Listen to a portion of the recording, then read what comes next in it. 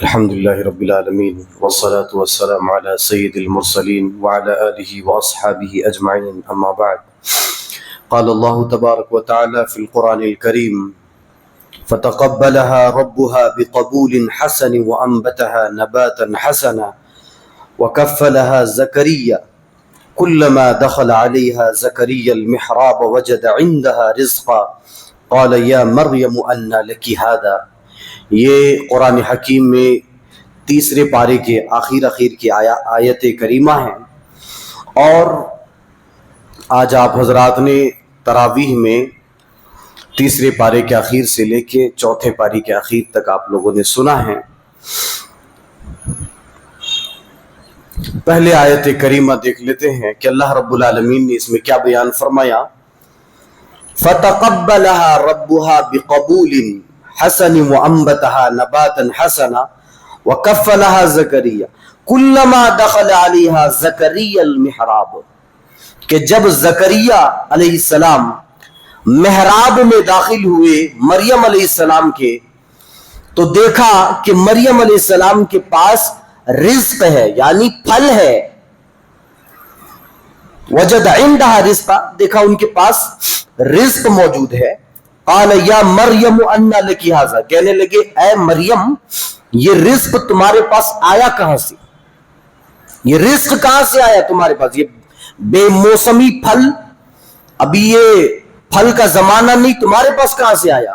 تو مریم علیہ السلام نے کہا کہ ہوا من عند اللہ، یہ پھل اللہ رب العالمین کی طرف سے ہے۔ آیت کریمہ سے کیا سمجھ میں کیا آئی بات؟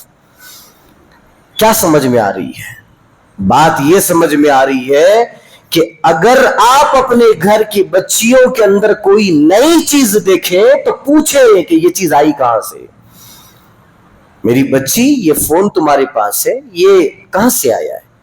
میں نے تو تمہیں صرف فون دیا تھا تاکہ تم اس میں کتابیں ڈاؤن لوڈ کر کے پڑھو، اس میں سم کہاں سے آ گیا؟ اچھا میں نے تم کو فون اور سم دیا تھا، مہینہ اس میں ریچارج کیوں ہو جاتا ہے؟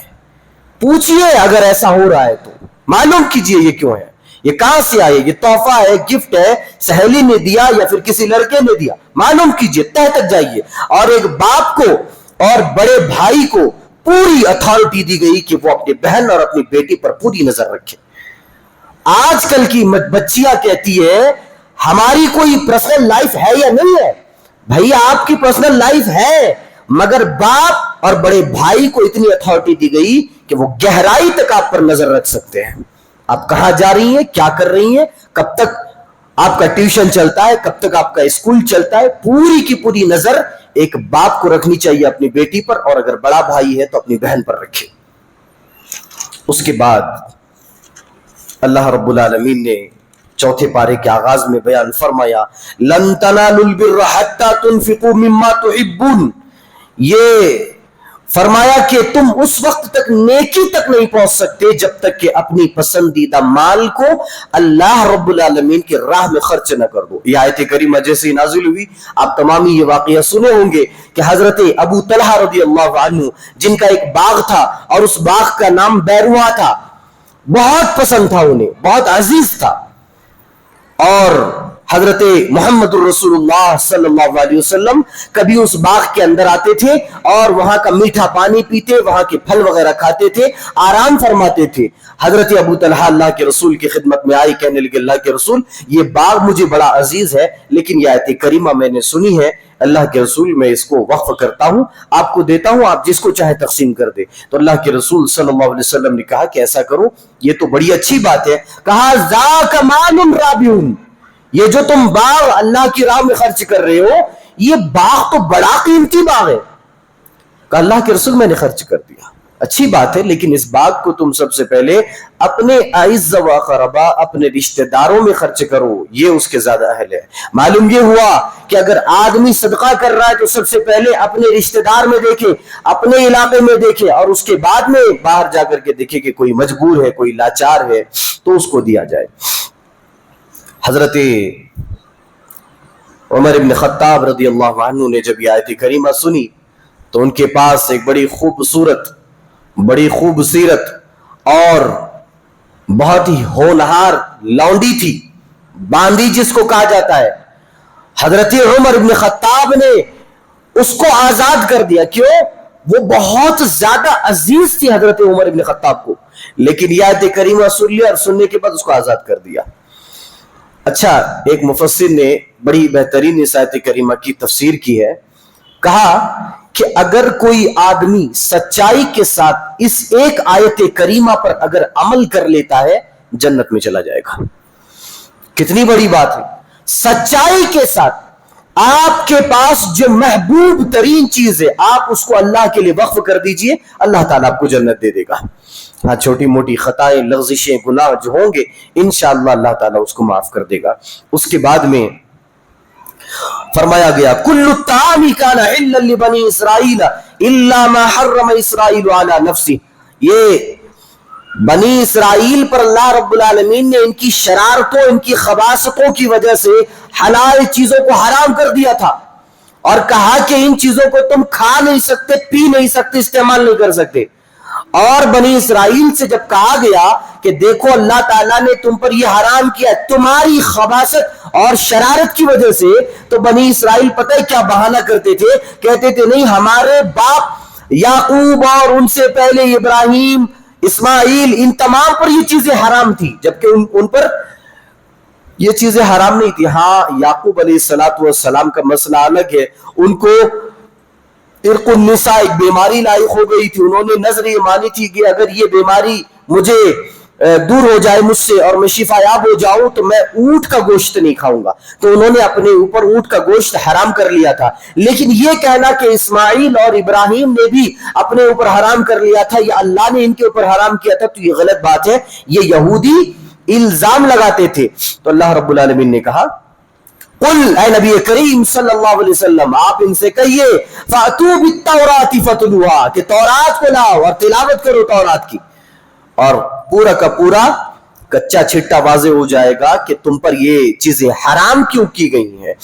اس تذکرے کے بعد اللہ نے فرمایا ان اول بیت وضع للناس للذی ببکۃ مبارکا وہدی للعالمین، کہ یقیناً اللہ رب العالمین نے ایک گھر کو وضع کیا ہے لوگوں کے لیے، یعنی خانہ کعبہ کا تذکرہ کیا جا رہا ہے. یہ خانہ کعبہ لوگوں کے لیے بنایا گیا، بڑا ہو، چھوٹا ہو، بوڑھا ہو، بوڑھی ہو، مرد ہو، جوان ہو، عورت ہو، کوئی بھی ہو، بشرطے کہ مسلمان ہو، لوگوں کے لیے اس کو بنایا گیا ہے.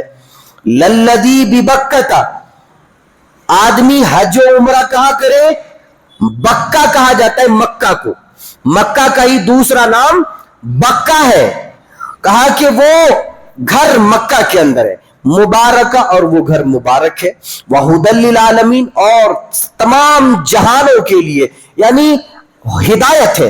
ایک تو یہ ترجمہ کر سکتے ہیں، دوسرا ترجمہ کہ جنات اور انسانوں کے لیے وہ ہدایت کا مرکز ہے. پہلی بات یہ سمجھیے کہ اللہ رب العالمین نے اس چیز کی وضاحت کیوں کی کہ جو گھر ہم نے حج و عمرہ کے لیے بنایا ہے وہ مکہ کے اندر ہے. ہم کو معلوم ہے کہ نہیں یہ خانہ کعبہ مکہ کے اندر ہے، ہم کو معلوم ہے، اور آدمی حج اور عمرہ کرنے کے لیے بھی مکہ ہی جاتا ہے.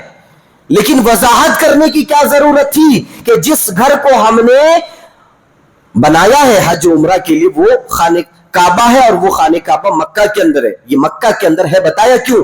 اس لیے کہ اللہ رب العالمین کو معلوم تھا کہ ایک دور ایسا آنے والا ہے کہ جس دور میں لوگ کسی مزار کو اپنا مرکز بنا لیں گے اور وہاں پر جا کر کے طواف کریں گے، اور 7 بار وہاں پر اپنی زندگی میں جا کر کے طواف کریں گے اور سمجھیں گے کہ ہمارا حج ہو گیا.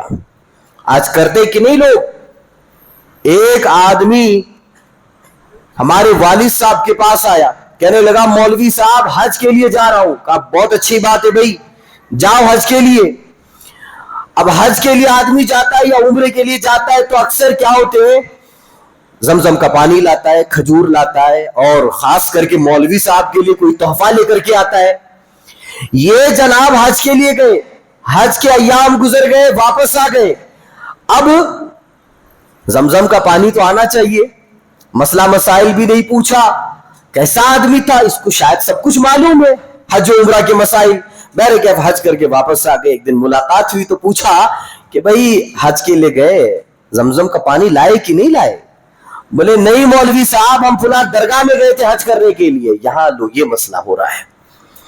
درگاہ میں گیا ہے وہ حج کرنے کے لیے. اب بتائیے اللہ رب العالمین کو معلوم تھا کہ درگاہ میں جا کر کے, مزار میں جا کر کے حج اور عمرہ کیے جائیں گے, اسی لیے کہا گیا کہ جس حج اور عمرہ کے مکان کو ہم نے بنایا وہ مکہ کے اندر بنایا ہے, لہٰذا حج مکہ کے اندر جانے کے بعد ہی ہوگا, خانہ کعبہ میں جانے کے بعد ہی ہوگا. فرمایا فیہ آیات بینات, اور اس خانہ کعبہ میں بہت ساری کھلی ہوئی نشانیاں ہیں. مفسرین نے 40 نشانیاں بتائی, 40 نشانیاں بتائی. 1 گھنٹہ 1.5 گھنٹہ چاہیے 40 نشانیوں کو بیان کرنے کے لیے. ایک نشانی بتا دیتا ہوں. حضرت ابراہیم علیہ السلام جس پتھر پر اپنے قدم رکھے تھے, ان کے قدم کے نشانات جس پتھر پر ہے, جس کو مقام ابراہیم کہا جاتا ہے, وہ ایک نشانی ہے. اللہ نے فرمایا فی آیات بینات, مقام ابراہیم, آگے مقام ابراہیم کا ہی تذکرہ کیا. ومن دخلہ کان آمنا, جو اس میں داخل ہو گیا اس کے لیے امن ہے. یعنی زید ہے, اس نے عمرو کے باپ کو قتل کر دیا اور زید وہاں پر داخل ہو گیا, جس کے بارے میں اللہ کہتا ہے جو یہاں داخل ہو گیا اس کے لیے امن ہے. زید داخل ہوا, اب عمرو زید کو تلاش کر رہا تھا, جہاں ملے گا اس کی گردن مار دوں گا. میرے باپ کو قتل کیا. فرمایا گیا کہ اگر کوئی آدمی اپنے باپ کے قاتل کو بھی حدود حرم کے اندر پالے تو اس کو قتل نہیں کر سکتا, اس کو پوچھ نہیں سکتا, اس کو پکڑ نہیں سکتا. اب بولیں گے نہیں وہاں پر تو سیکیورٹی لگی ہوئی ہے, بندوق تانے ہوئے رہتے ہیں. تو یہ اس لیے کہ آج کل مرزائیوں نے, قادیانیوں نے اور دیگر جو فرقے والے ہیں وہ لوگ اکثر ہر سال پلاننگ کے ساتھ آتے ہیں کہ کسی طرح امام کعبہ پر حملہ کیا جائے, ان کو قتل کیا جائے. کئی دفعہ کئی سال ایسا ہوا امام کعبہ پر حملہ کرنے کے لیے ایک آدمی اٹھا, فوراً اس کو پکڑ لیا گیا, اور آئے دن وہاں پر سیکیورٹی کو اور ٹائٹ کر دیا جا رہا ہے کہ کوئی حادثہ اور کوئی مشکل نہ ہو پڑے. فرمایا گیا اس کے بعد فی آیات بینات ومن دخلہ کان آمنا وللہ علی الناس حج البیت, اور لوگوں کے لیے حج, اللہ رب العالمین کا حق ہے یہ کہ آدمی حج کر لے. کون سے آدمی؟ من استطاع الیہ سبیلا, جس کے پاس استطاعت ہے, جس کے پاس مال روپیہ ہے, اس کے اوپر لازم ہے کہ وہ حج کرے.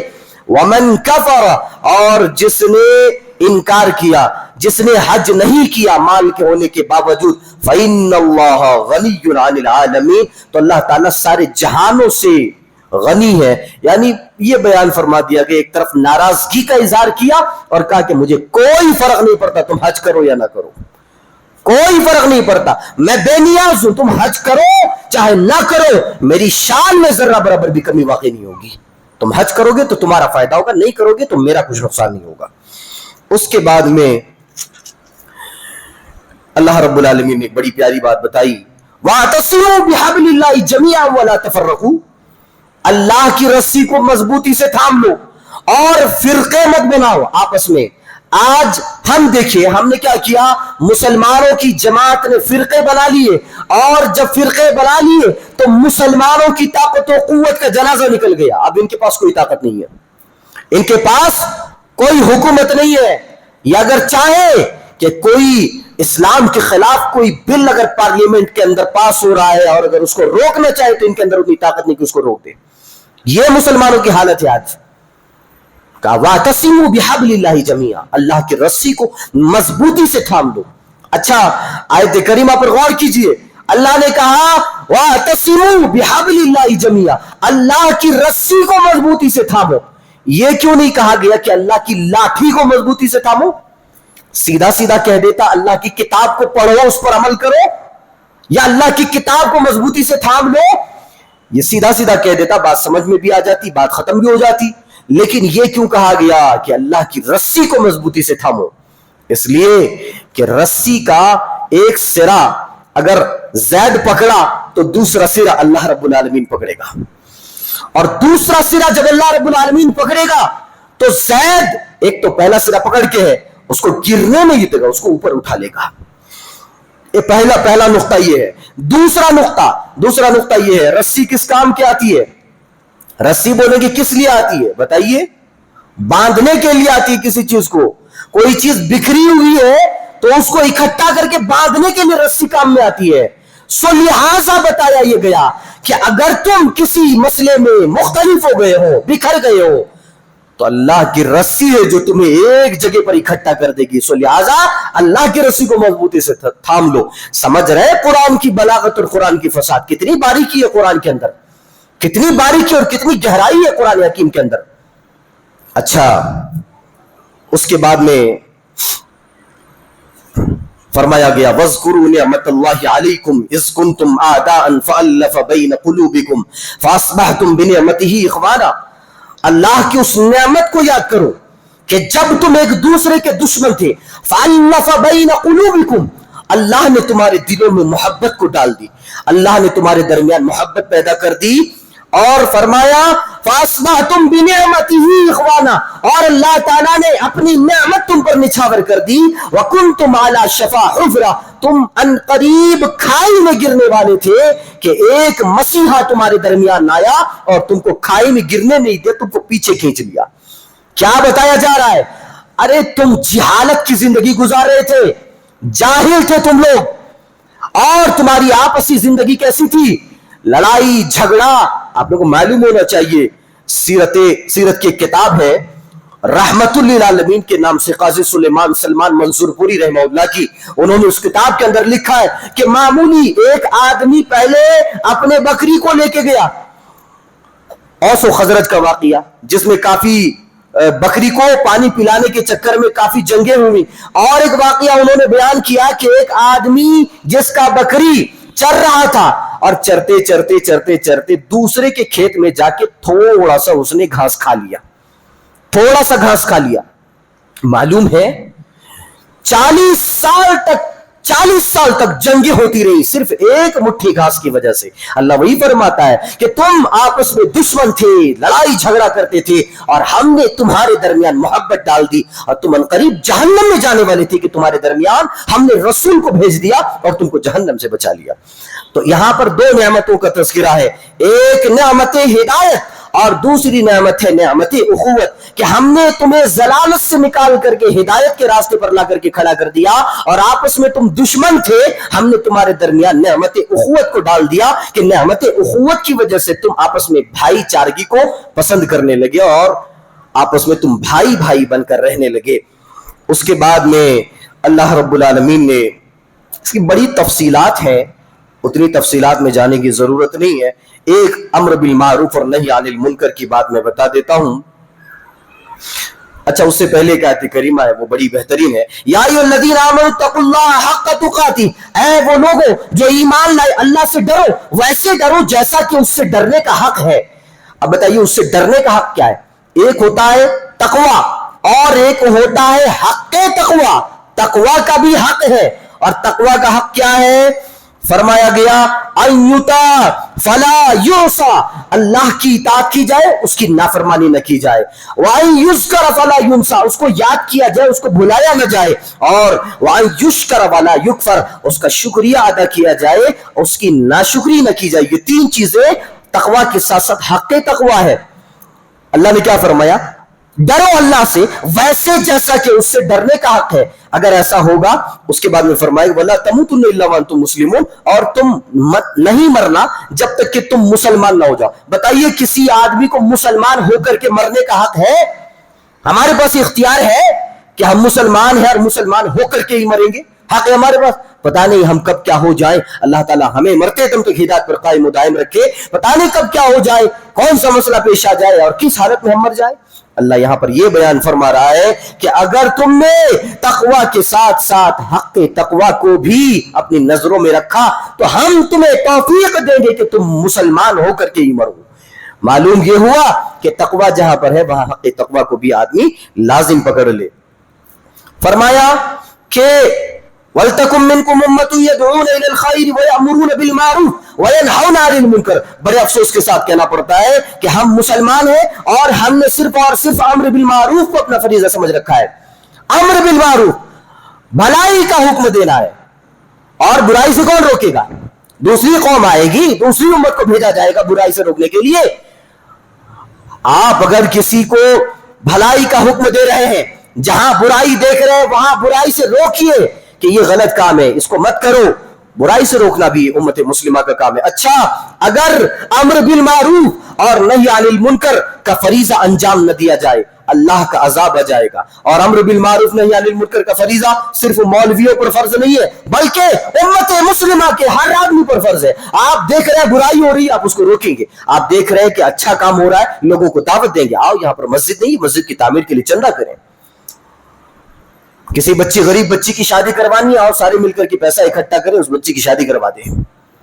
اگر آپ خیر کے کام میں تعاون کرتے ہیں اور نہیں کرتے ہیں اور برائی کو دیکھ کر کے خاموش رہتے, پھر اللہ کا عذاب آئے گا. کیا عذاب آئے گا؟ اللہ رب العالمین ظالم حاکموں کو مسلط کر دے گا اور ظالم حکمراں ہم پر مسلط ہو جائیں گے. اور فرمایا گیا کہ تمہارے بڑوں کی عزت نہیں کی جائے گی اور تمہارے چھوٹوں پر رحم نہیں کیا جائے گا. جیسا کہ آصفہ کے ساتھ کیا ہوا, آصفہ کے ساتھ کیا ہوا, کتنا خطرناک معاملہ اس کے ساتھ ہوا. اس لیے فرمایا گیا کہ امر بالمعروف اور نہی عن المنکر کا فریضہ انجام دیتے رہو. بڑی بہترین باتیں تھیں, انشاءاللہ اس کو کسی اور موقع پر بیان کریں گے. لیکن آخری ایک بات, بڑی ہی بہترین اور نقطے والی بات, پوائنٹ والی بات میں آپ لوگوں کو بتا دیتا ہوں. اللہ نے فرمایا الذین یذکرون اللہ قیاما وقعودا وعلی جنوبہم, کہ جو لوگ اللہ کا ذکر کرتے ہیں کھڑے ہو کر کے, بیٹھ کر کے, وعلی جنوبہم یتفکرون فی خلق السماوات والارض, اللہ رب العالمین نے زمین و آسمان پیدا کی, اس پر وہ غور و فکر کرتے. فرمایا یہاں پر یہ گیا کہ ذکر کرو, کھڑے ہو کر, بیٹھ کر, یعنی ہر اعتبار سے آدمی کو اللہ کا ذکر کرنا چاہیے. اب نقطہ حل کر لیجئے, ذکر ضروری کیوں ہے, ذکر کیوں ضروری ہے؟ ایک آدمی ہے, مان لیجئے آپ ہی ہیں, اور آپ بڑے ہو رہے ہیں, آہستہ آہستہ آپ بڑے ہو رہے ہیں, آپ کے پیر بڑے ہو رہے ہیں, آپ کے ہاتھ بھی بڑے ہو رہے ہیں, آپ کا چہرہ بھی بڑا ہو رہا ہے, آپ کی سائز اور ہائٹ بھی بڑھ رہی ہے. آہستہ آہستہ جیسے جیسے دن گزرتا ہے آپ بڑھتے چلے جاتے ہیں. بتائیے اگر کوئی آدمی بڑھ رہا ہے اور پرورش ہو رہی ہے اس کی, ایک ہاتھ بڑھ جائے ٹھیک ٹھاک, ایک ہاتھ چھوٹا ہی رہ جائے, کیسا لگے گا؟ بڑا عجیب نہیں لگے گا؟ دونوں پیر بڑے نہیں رہے, ایک پیر بڑا ٹھیک ٹھاک اور ایک پیر چھوٹا ہی رہ گیا. بتائیے وہ مکمل ہے؟ ناقص ہے, وہ ادھورا ہے, پایہ تکمیل تک نہیں پہنچا ہے وہ. اتنی بات ذہن میں رکھیے. معلوم یہ ہوا کہ آدمی کے سر سے لے کے پیر تک پورا کا پورا بڑھنا ضروری ہے, تب جا کر کے آدمی سمجھ میں آئے گا کہ ہاں بھئی یہ صحیح سے پروان چڑھا ہے, اس کی پرورش صحیح سے ہوئی ہے. ٹھیک ہے. دوسری بات, اللہ نے آدم کو کہاں سے پیدا کیا؟ مٹی کہاں سے لی؟ زمین کی مٹی کو اللہ نے جمع کیا اور زمین کی مٹی کو ملا کر کے حضرت آدم کا پتلا بنایا اور مورت بنا کر کے جنت میں ایک طویل مدت تک رکھا. ابلیس بار بار وہاں جاتا تھا, بار بار حضرت آدم کے پتلے کے پاس جاتا تھا اور ٹھک ٹھکاتا تھا, پتلے کو مارتا تھا ایسے کر کے. مارنے کے بعد جب کوئی مٹی کا پتلا بنا دیا جائے اور اندر کچھ نہ ہو تو کیسی آواز آئے گی؟ لگے گا نا. کسی مٹی کے ہانڈی میں اگر ماریں گے تو کیسی آواز آئے گی؟ ٹھن ٹھن کی آواز آئے گی, معلوم ہو جائے گا کہ اندر کھوکھلا ہے, کچھ نہیں ہے. تو ابلیس اسی وقت سمجھ گیا تھا کہ اندر کھوکھلا ہے, اس کو بہکانے میں, اس کو ورغلانے میں ٹائم نہیں لگے گا, مجھے اس کو راستے سے ہٹانے میں ٹائم نہیں لگے گا, اندر سے کھوکھلا ہے یہ انسان. میرے کیف روح کو اللہ رب العالمین نے ڈال دیا. اب جیسے روح کو ڈالا تو آدم کا پورا جسم مکمل ہو گیا. تو پہلے پتلا تھا, پتلا کہاں سے بنایا گیا؟ جسم, باڈی کو کہاں سے بنایا گیا؟ مٹی سے بنایا گیا. مٹی کہاں کی؟ زمین کی مٹی. اور اس میں ایک چیز اور ڈالا گیا مکمل کرنے کے لیے, وہ کیا ہے؟ روح کو ڈالا گیا. روح کون ڈالا؟ اللہ نے ڈالا. اپنے اندر سے روح کو پھونک دیا اللہ نے, حضرت آدم مکمل ہو گئے. تو دو چیزیں اس میں سمجھ میں آئی. ایک یہ کہ آدم کا جسم زمین سے بنا, زمین کی مٹی سے, اور روح آسمان کی. تو اللہ رب العالمین نے جسم کی غذا زمین میں رکھ دی کہ زمین سے جو چیزیں اگیں گی وہ کھاؤ گے تو تم بڑھو گے, اور تمہاری روح پروان نہیں ہوگی. تمہاری روح کو پرورش دینا ہو تو وہ آسمان سے ہی تم کو غذا لانی پڑے گی, اس لیے کہ روح دنیا کی نہیں ہے, روح آسمان کی ہے. یہ جسم تمہاری دنیا کی ہے تو جسم کو پرورش دینے کے لیے تم دنیا سے غذا حاصل کر لو گے, لیکن روح کو جب تم غذا دو گے تو وہ تمہیں دنیا میں کہیں نہیں ملے گی, وہ تمہیں آسمان سے ملے گی. اب سوال یہ پیدا ہوتا ہے کہ آسمان سے ہم روح کے لیے غذا کہاں سے لائے؟ اس کا جواب یہ ہے کہ یہ کتاب قرآن حکیم آسمانی کتاب ہے, اور یہ کتاب आसमानी किताब है तो हमको आसमानी ग़िज़ा मिल गई, इस किताब को पढ़ो, अल्लाह का जिक्र करो और अपने रूह को ग़िज़ा पहुंचाओ, अपने रूह को ताज़गी बख्शो। ये कुरान हकीम की बलागत, फसाहत और इसकी बारीकियां है। उसके बाद अल्लाह रब्बुल आलमीन ने कहा कि फनकिहू मा ताब लकुम मिनन निसाई मसना व सुलास व रुबा, सूरतुन निसा है। सूरतुर रिजाल कहीं है कुरान में? मर्दों के बारे में कोई सूरा है? नहीं है। औरतों के बारे में सूरा है, सूरतुन निसा। इससे औरतों की फजीलत, उनकी अहमियत, उनका मकाम व मर्तबा मालूम होता है। दूसरी बात यह है, अल्लाह ने सूरह निसा के पहले पेज में ही कहा फनकिहू मा ताब लकुम मिनन निसाई मसना व सुलास व रुबा, के मर्दों से कहा गया अगर तुमको औरतें पसंद आती है तो तुम 2-2, 3-3, 4-4 निकाह कर लो। एक मौलवी साहब बेचारे तकरीर कर रहे थे, इसी आयत करीमा की तफसीर कर रहे थे और बड़े जोशो खरोश से 2-2, 3-3, 4-4 निकाह कर लो, मर्दों को उभार रहे थे, करो 2-2, 3-3 शादियां। रमजान का टाइम था, बाहर से मौलवी साहब को बुलाए थे दर्स के लिए और उनकी फैमिली थी नहीं, बेचारे दर्स देने लगे। दर्स देते देते इतने जोश में आ गए, मर्द भी जोश में आ गए, घर गए बेचारे, बात खत्म हो गई, दर्स खत्म हो गया। अब जब दर्स खत्म हो गया, सुबह मौलवी साहब सहरी का इंतजार कर रहे हैं, घर में बारी लगा दिए थे, हर घर से रोजाना सहरी और इफ्तारी का सामान मुहैया किया जाएगा। सुबह सहरी नहीं आई मौलवी साहब को, सोचे कि चलो भाई कोई मसला नहीं, आज थोड़ा सो गए होंगे, आंख नहीं खुली होगी, देखिए इफ्तारी भी नहीं आई। अब बड़ा मसला होने लगा, समझ में आ गया कि नहीं भाई हो सकता है वो घर वाले ही ना हो, कहीं टूर पे गए हो, कहीं गए हो। खैर दूसरे दिन भी सहरी नहीं आ रही है। औरतें प्लान बना ली थी, मस्जिद आती थी वो औरतें भी प्लान बना ली कि ये मौलवी को ना तो सहरी भेजेंगे ना तो इफ्तारी भेजेंगे, हमारे शौहरों को, हमारे मर्दों को शादी के लिए उभार रहा है, भड़का रहा है, इसको ना तो हम सहरी देंगे ना तो इफ्तारी देंगे। तो माफ कीजिएगा हमारी जो खवातीन इस्लाम नीचे बैठी है, आपको पसंद नहीं है अपनी सौकन, ये अलग बात है। अल्लाह ने आप लोगों की फितरत में रखा है कि आप कितना भी मुत्तकी परहेजगार बन जाइए, सौकन बर्दाश्त नहीं कर पाएंगी, कभी भी सौकन बर्दाश्त नहीं कर पाएंगी। लेकिन ये मर्द की इज्जत और इफ्फत और उसको गुनाह से रोकने के लिए अल्लाह ने कहा फनकिहू मा ताब लकुम मिनन निसाई मसना व सुलास व रुबा, अगर तुमको 2 औरतें पसंद आती है तुम दोनों से निकाह करो, 3 पसंद आती है 3 से करो, 4 पसंद आती है 4 से करो। अल्लाह ताला से दुआ करें परवरदिगार आलम कई बातों को अच्छी तरह समझने, उन बातों पर गौर और तदब्बुर करने और अमल करने की तौफीक अता फरमा। आमीन। सुब्हानकल्लाहुम्मा व बिहम्दिका अशहदु अल्ला इलाहा इल्ला अंता अस्तगफिरुका व अतूबु इलैक।